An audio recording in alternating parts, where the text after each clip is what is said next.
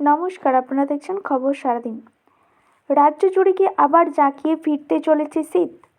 না, তেমন আর আশার খবর শোনাতে পারল না হাওয়া অফিস। আলিপুর আবহাওয়া দপ্তর সূত্রে খবর, আগামী 23শে জানুয়ারি শুক্রবার সরস্বতী পুজো বা বসন্ত পঞ্চমীর দিন তাপমাত্রা কিছুটা কম হতে পারে। তবে তাপমাত্রা কমলেও তেমন হেরফের হবে না তাপমাত্রা। সকালে ও সন্ধেবেলায় শীতের হালকা আমেজ অনুভূত হবে। বেলা বাড়তেই রৌদ্রের ঝাঁজ অনুভূত হতে পারে। তবে উত্তরবঙ্গের 5টি জেলায় ঘন কুয়াশার সতর্কতা জারি করা হয়েছে। এছাড়াও দার্জিলিং সহ পার্বত্য অঞ্চলের জেলাগুলিতে আমেজ অনুভূত হতে পারে।